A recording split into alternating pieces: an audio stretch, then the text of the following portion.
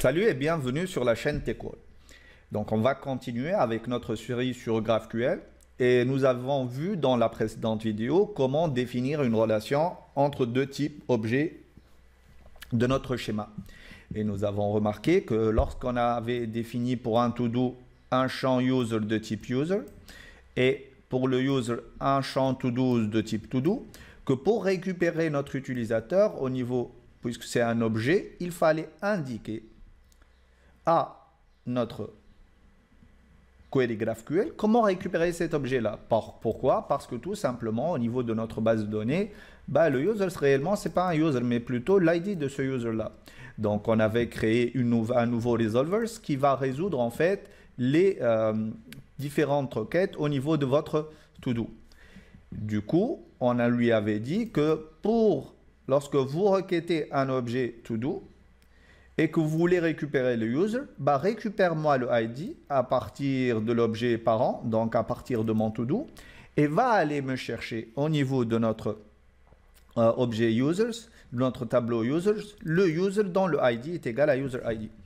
Et on s'était mis d'accord que vous deviez faire la même chose pour vos utilisateurs. Donc, créer les méthodes que vous voulez implémenter au niveau de votre schéma dans la partie query, les implémenter au niveau de votre resolver query et voir comment récupérer pour un utilisateur la liste de ces to-dos. Donc, créer un nouveau resolver pour votre type users. Donc, tout ça, on va le corriger ensemble au niveau de cette vidéo-là. Donc, on va commencer par définir, comme d'habitude, notre schéma. Donc, ici, je vais lui dire, je voudrais une méthode qui s'appelle, par exemple, getUsers. Cette méthode getUsers là, elle va me retourner quoi? Et bien, tout simplement, un tableau de users. Voilà. Et point d'exclamation. Et je voudrais aussi une méthode qui s'appellera getUser by ID. C'est exactement la même chose. En fait, c'est pour pratiquer tout ça. Qui récupérera un ID de type int et qui va me retourner un user. Voilà. Ça, c'est la première partie. Donc, la première étape, c'est de définir les fonctionnalités que je voudrais offrir mon contrat avec mon utilisateur. Donc, les utilisateurs de mon serveur GraphQL. Une fois défini, ce schéma-là va être automatiquement résolu. On doit résoudre ces deux fonctionnalités-là. Donc, on va aller au niveau du resolver. Et là, on va lui dire, tu vas me créer une nouvelle méthode qui s'appellera getUsers, qui, à partir de ces paramètres-là, va me retourner ma liste d'utilisateurs. Donc, hop, on va toujours récupérer ça. Et virgule. Et je vais dupliquer ce code-là et définir aussi le getUser by ID. Donc ici, je n'ai pas besoin de mes ID. Donc ça, je vais l'enlever. Et je vais lui dire, ça va être mes arguments. Parce qu'au niveau de getUser, je n'ai aucun argument. Par contre, pour le getUser by ID, j'ai réellement besoin de récupérer mon ID. Et donc, pour la première ressource, je vais lui dire quoi? Tu vas me retourner la database.users. Retourne-moi la liste des utilisateurs que tu as dans ma base de données, c'est-à-dire ce tableau de users là. Et au niveau de mon getUser by ID, ça va être exactement la même chose que ça. Mais au lieu d'avoir un to-do, je vais avoir un user tout simplement. Donc je ne vais pas perdre beaucoup de temps à refaire du code JavaScript. Je vais juste remplacer ce to-do là, ce to-do là, ce to-do là, celui-là et celui-là par user. Voilà. Donc, pour pouvoir faire ça au niveau de VS Code, pour ceux qui ne le connaissent pas, en fait, il suffit d'appuyer sur Alt et de sélectionner les éléments que vous voulez manipuler en même temps. Vous voyez? Hop. Et là, j'ai une manipulation sur tous ces éléments-là. Donc ici, je vais lui dire, tu vas aller chercher dans les users, le premier user dont le ID est égal à ID. Si tu ne trouves pas ce user-là, tu vas nous dire que le user d'ID $ID n'existe pas, tout simplement. Et sinon, tu vas nous retourner notre user à nous. Pour le moment, ça devrait fonctionner partiellement. C'est-à-dire, je vais aller tester ça. Et je vais lui dire, ici, je vais créer une nouvelle query. N'oubliez pas, si vous voulez une query, vous pouvez mettre comme ça.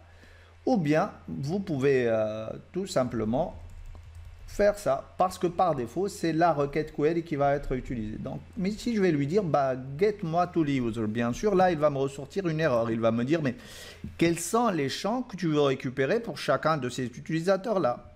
Donc, c'est exactement la même chose. Du coup, je dois lui indiquer quels sont les champs que je voudrais récupérer au niveau de mes utilisateurs.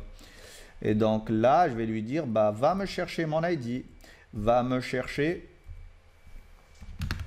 mon name, va me chercher mon email. Pour le moment, ça devrait fonctionner. Ça, il n'y a pas de souci, ça, il peut le faire. Vous voyez, ça, il sait le faire. Et ça, c'est fort parce que tant qu'on ne lui a pas encore demandé de to-do, ça marche. Mais dès que je lui demande la liste des to-dos de ces utilisateurs-là, déjà, puisque c'est un objet, je dois le récupérer, je vais lui dire, par exemple, je voudrais le ID et je voudrais le name et aussi le contenu de mes to-do.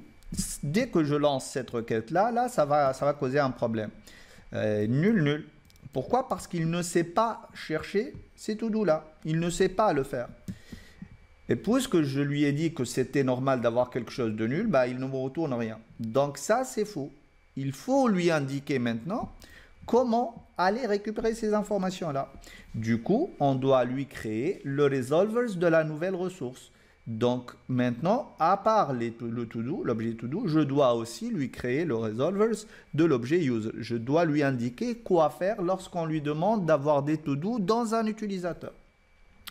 Du coup, je vais créer un nouveau file que j'appellerai user.module javascript. Je vais lui dire, bah, exporte-moi cette constante qui s'appellera user et qui va être égale à quoi? À un objet de type JavaScript. Et à l'intérieur de cet objet user, lorsque tu vas me demander une propriété qui s'appellera toDo's, voilà ce que tu devras faire. toDo's, c'est ce que l'on a défini au niveau de notre schéma. Vous êtes d'accord avec ça? User, toDo's. ID, name, email, il sait le faire. C'est des types scalaires. toDo's, il ne sait pas le faire. Pourquoi? C'est un tableau de to-do. Donc, et lui, il ne trouve pas un tableau de to-do au niveau de la base de données, mais rien en fait. Parce qu'au niveau de user, on n'a rien. On n'a pas de champ to-do et c'est normal. Parce qu'on va pouvoir les récupérer à partir de l'ID de l'utilisateur du to-do. Du coup, on va aller lui dire maintenant, quand tu vas trouver ces users-là, bah, tu vas aller me chercher, comme d'habitude, pour n'importe quelle opération.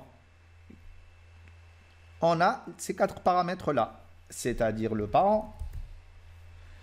Et à l'intérieur du parent, on a quoi? On a mes arguments. Et on a aussi le contexte. Et on a notre objet info. Et donc, à partir de ces éléments-là, voilà ce que je vais faire. Je vais vous remontrer ce qu'on trouve au niveau du parent. Donc ici, dans la propriété parent, si on regarde au niveau de notre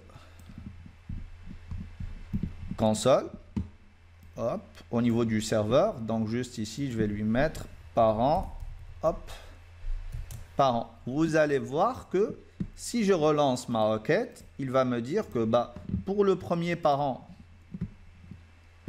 comme d'habitude, j'ai oublié de lui dire, bah, tu vas utiliser ce resolvers-là. Ça, on le lui indique à ce niveau-là. Donc ici, je vais lui dire, bah, tu vas récupérer l'objet users qui se trouve où? Qui se trouve dans, hop, ici va me chercher mon user qui se trouve dans le module user.mjs. Voilà. CTRL S. Qu'est-ce qui cloche ici? Il y a les... Qu'est-ce qui cloche? Export const user égal. Et donc là, oui, c'est normal, c'est une arrow function. Il faut que ça soit comme ça. Hop. Voilà, ça devrait être bon. Et on n'a plus d'erreur. Waiting.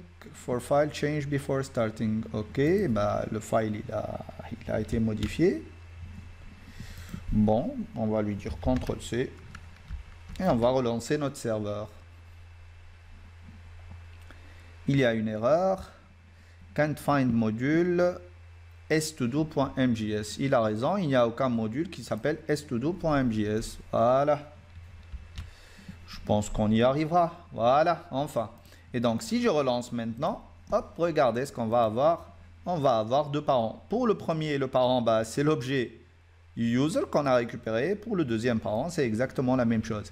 Et puisqu'on a l'ID du user, bah, on peut aller lui dire que réellement, je n'ai besoin que de cet ID-là. Donc, je vais aller décomposer. Et donc, pour chaque parent, nous voulons uniquement récupérer notre ID. Du coup, je vais aller ici, lui dire, bah, va me récupérer mon ID. En faisant, donc, attendez, hop, je vais supprimer ça. Et en déstructurant mon objet, je vais récupérer mon ID. Et à partir de cet ID-là, bah, je vais récupérer l'ensemble des to-do, plutôt des users associés à ce to-do-là. Plutôt l'ensemble des to-do associés à notre user. Donc, qu'est-ce qu'on va faire? Bah, je vais lui dire return. Et là, je vais lui dire, va aller me chercher tous les to-do dont le user ID est égal à notre ID. Et donc, ça va être quoi? Pas de this, pas de this. Donc, je vais aller récupérer ma base de données. Donc, je vais aller l'importer. Dans la prochaine vidéo, on va enlever tous ces imports parce qu'aller chercher à chaque fois la base de données, alors que c'est un objet commun partagé par tout le monde, bah, on va l'enlever, on va utiliser notre contexte. Donc, je vais lui dire import, va m'importer mon objet database et va aller le chercher from, hop, point slash, point, une seconde, toc toc, slash, va aller dans le dossier DB et va me chercher mon db.mjs. Voilà. Et ici, je vais lui dire, bah, va me chercher mon db.todos. Et là, je vais utiliser la méthode filter. Donc, tu vas me filtrer la liste des to-do. Et pour chacun des to-do, tu vas aller me récupérer quoi? Bah, le to-do dans le ID, dans le user ID est égal à l'ID de l'utilisateur courant. Dans le user, donc dans le to-do.user ID, donc tu vas aller me chercher ce champ-là et tu vas vérifier tous les to-do dans le champ user ID est égal à quoi? Bah, qui est égal à tout simplement notre ID. Et c'est tout. Et lui, cette méthode-là, elle va vous créer un nouvel objet de type tableau de to-do et elle va vous retourner le tableau de to-do qui correspond à ça. Et donc ça va me permettre de récupérer mes to-do. Donc, sachant que j'ai déjà ajouté mon user, maintenant, on va tester si ça marche ou pas. Donc, user, voilà. Et hop, on va lancer ma requête. Et comme par magie, vous avez pour chacun de vos utilisateurs la liste des to-do qui correspondent à cet utilisateur-là. C'est génial. Donc, on a vu comment on a pu, à partir des différentes queries, faire nos relations et faire en sorte que GraphQL sache résoudre, donc, now to resolve l'ensemble de ces relations-là.